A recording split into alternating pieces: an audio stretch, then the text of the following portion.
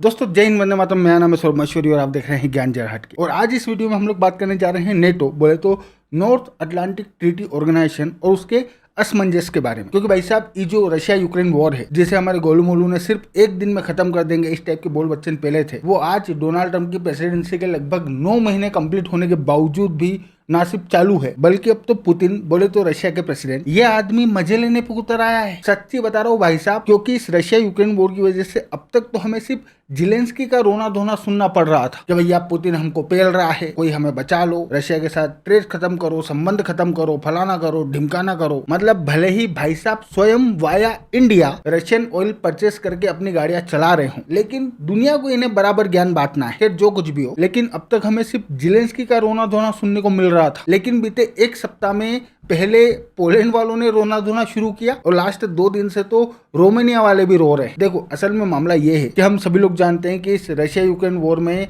Russia और Ukraine दोनों ही countries एक दूसरे के अगेंस्ट में ड्रोन्स का यूज कर रही है। प्लस इन दोनों ही कंट्रीज ने अपने अपने डिफेंस के लिए इलेक्ट्रॉनिक जामर्स भी लगा रखे हैं ताकि ड्रोन्स के नेविगेशन सिस्टम को जाम किया जा सके। सो अब ये नेविगेशन सिस्टम के जाम होने की वजह से हुआ या फिर रशिया वालों ने इंटेंशनली किया, इसको लेके मैं श्योरिटी के साथ में कुछ भी नहीं कह सकता। But according to news last week, Russia के तकरीबन 19 से 23 ड्रोन्स ना सिर्फ पोलैंड की सीमा में घुसे, बल्कि अकॉर्डिंग टू पोलैंड गवर्नमेंट, इन लोगों ने उन ड्रोन्स में से 4 ड्रोन्स को मार भी गिराया। प्लस कल ये खबर भी निकल के आई है कि रशिया का एक ड्रोन रोमानिया के एयर स्पेस में भी इंटर हुआ है। अच्छा, यहाँ मैं आप लोगों को ये बात बता दूं कि जो पोलैंड और रोमानिया है, दोनों ही कंट्रीज यूक्रेन के साथ में बॉर्डर शेयर करती है। फिर जो कुछ भी हो, लेकिन ये जो घटनाक्रम हुआ है, इसको लेके पोलैंड, यूक्रेन और बाकी की जो नेटो कंट्रीज है, इन लोगों का ये कहना है कि भैया रशिया वाले ये सब कुछ ना सिर्फ जानबूझ के कर रहे हैं, बल्कि ये करके ये लोग असल में पानी की गहराई नापना चाह रहे हैं। पानी की गहराई नापना चाह रहे हैं इन द सेंस कि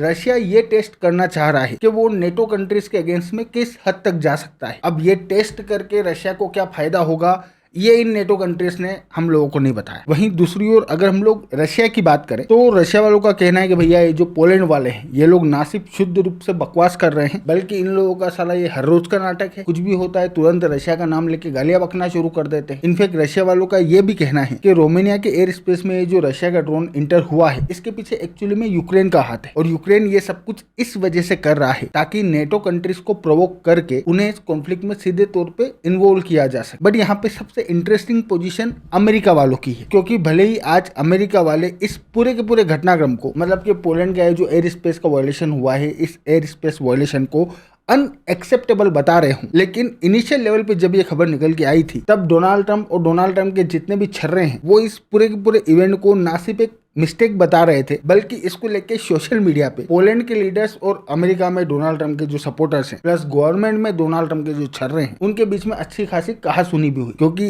इस घटनाक्रम के बाद में अमेरिका वालों ने जो पोजीशन ली है, ये पोजीशन नेटो कंट्रीज के लिए बहुत ज्यादा शॉकिंग है। ये बेचारे तो इसी भरोसे बैठे हैं कि भाई अगर रशिया वालों ने कुछ किया, मतलब कि अगर रशिया की वजह से इनकी सिक्योरिटी के ऊपर खतरा मंडराया, तो फिर उस सिचुएशन में अमेरिका वाले इन्हें प्रोटेक्ट करने के लिए आएंगे। बट यहाँ पे प्रोटेक्ट करना तो बहुत दूर की बात, उल्टा डोनाल्ड ट्रंप यहाँ पे सीधा पल्ला झाड़ के निकल लिए। सो पोलैंड वालों के लिए बहुत शॉकिंग था। और इसी वजह से डोनाल्ड ट्रंप के इस तरीके के बयान के बाद में NATO countries, European countries, plus America के अंदर ये जो डेमोक्रेटिक पार्टी के लोग हैं, प्लस रिपब्लिकन पार्टी के भी बहुत सारे लीडर्स ने, डोनाल्ड ट्रंप ने पोलैंड को लेके ये जो पोजीशन ली है, इस पे डोनाल्ड ट्रंप को क्रिटिसाइज करना शुरू किया। और क्रिटिसिज्म भी बहुत बड़े लेवल पे हो रहा है। इनफैक्ट रिपब्लिकन पार्टी के जो लीडर्स हैं, वो तो बिल्कुल अब खुलेआम बोल रहे हैं कि भैया रशिया के अगेंस्ट में डोनाल्ड ट्रंप ने जो पोजीशन ले रखी है, ये बहुत वीक पोजीशन है।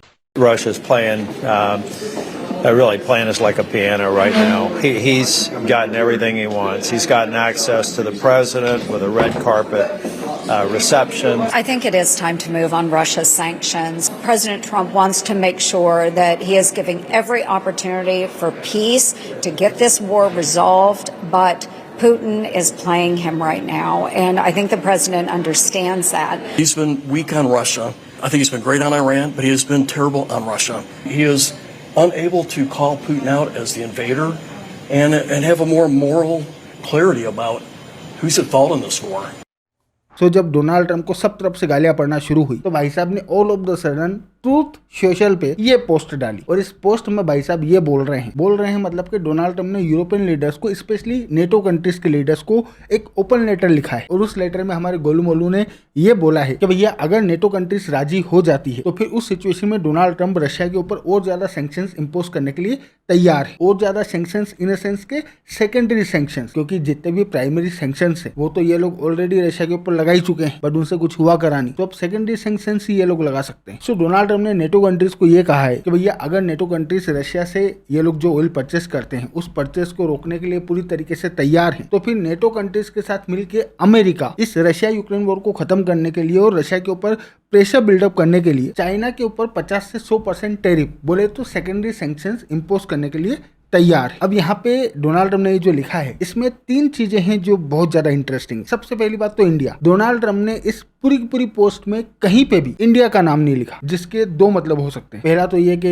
अमेरिका ऑलरेडी इंडिया के ऊपर 50% टैरिफ इंपोज कर ही चुका है, तो हो सकता है इससे ज्यादा टैरिफ इंपोज करने के इन लोगों का मूड नहीं है। या फिर सेकंड पॉइंट ये हो सकता है कि भाई चाइना को छोड़ के इंडिया के ऊपर 50% टैरिफ इंपोज करके डोनाल्ड ट्रंप ने भारत के साथ में जो संबंध खराब करे हैं, अब डोनाल्ड ट्रंप को अपनी इस गलती का एहसास हो रहा है और अब डोनाल्ड ट्रंप फिर से भारत के साथ संबंधों को ठीक करते हुए भारत अमेरिका के रिलेशंस को वापस उसी पोजीशन पे ले जाने की कोशिश कर रहे हैं, जिसके चांसेस बहुत ज्यादा है। क्योंकि एक तो हाल ही में डोनाल्ड ट्रंप ने फॉक्स न्यूज पे बैठ के खुद अपने मुंह से ये बात एक्सेप्ट करी है कि भारत के ऊपर इन लोगों ने जो 50% टैरिफ इंपोज किए हैं ये एक बहुत ज्यादा मुश्किल फैसला था और उसकी वजह से भारत के साथ संबंध खराब हुए। Look, India was their biggest customer. I put a 50% tariff on India because they're buying oil from Russia. That's not an easy thing to do. That's a big deal.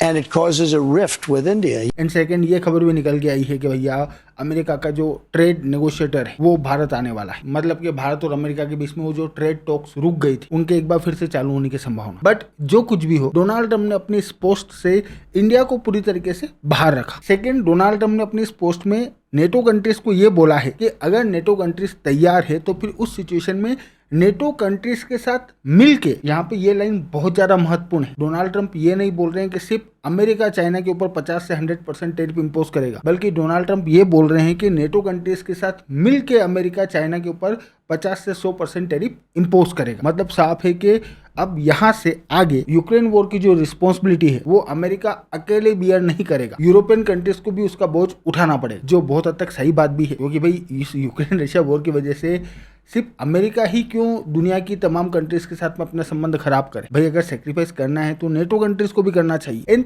तीसरी और सबसे महत्वपूर्ण बात जो एक इनडायरेक्ट गेम्बल डोनाल्ड ट्रंप ने यहाँ पे खेला है वो ये है, देखो यहाँ पे आप लोगों को ये बात पता होना चाहिए कि अमेरिका ने चाइना के ऊपर अभी ये जो सेकेंडरी सैंक्शंस इंपोज नहीं किए, मतलब कि सिर्फ भारत के ऊपर किए हैं, चाइना के ऊपर नहीं किए, इसके पीछे रीजन है और वो रीजन ये है कि चाइना के पास अमेरिका के अगेंस्ट में बहुत ज़्यादा लेवरेज है। इस वजह से अमेरिका चाइना के ऊपर सेकेंडरी सैंक्शंस इंपोज करना अफोर्ड नहीं कर सकता, क्योंकि एक तो रेयर अर्थ मेटल्स का मामला है, प्लस अमेरिका के जो बिजनेसेस हैं वो अभी भी चाइना के ऊपर बहुत ज्यादा डिपेंड करते हैं। सो चाइना के पास अमेरिका के अगेंस्ट में लेवरेज है। और अभी भी ये जो पोस्ट डोनाल्ड ट्रंप ने लिखी है, इस पोस्ट के बाद में भी डोनाल्ड ट्रंप चाइना के ऊपर सैंक्शंस इंपोज नहीं करना चाहते। सो डोनाल्ड ट्रंप ने यहाँ पे गेम खेला। यहाँ पे डोनाल्ड ट्रंप ने नेटो कंट्रीज को बोला कि भाई मैं लगाऊंगा तो तुम भी सैंक्शंस इंपोज करना चाइना के ऊपर, तो ही अपन लोग आगे बढ़ेंगे। अब ये लिखने के पीछे रीजन ये है कि नेटो कंट्रीज या फिर यूं कहूं कि यूरोपियन कंट्रीज खुद भी चाइना के ऊपर बहुत ज्यादा डिपेंड करती है। अगर हम लोग यूरोपियन कंट्रीज के टोटल इंपोर्ट को देखें तो उसका लगभग 21 से 22% सिर्फ चाइना से आता है। सो अगर ये लोग चाइना के ऊपर 50 से 100% टैरिफ इंपोज करते हैं तो ये 21% इंपोर्ट सीधे सीधे इफेक्ट होगा, और अगर ये 21% इंपोर्ट इफेक्ट होगा तो फिर चीजों के भाव बढ़ेंगे। और जैसा कि मैंने अभी आप लोगों को लास्ट वाली वीडियो में बताया ही था कि भैया फ्रांस की इकोनॉमिक कंडीशन ऑलरेडी खराब है, और सिर्फ बात फ्रांस की नहीं है, जितने भी यूरोपियन कंट्रीज है आज की तारीख में मेजोरिटी यूरोपियन कंट्रीज की इकोनॉमिक कंडीशन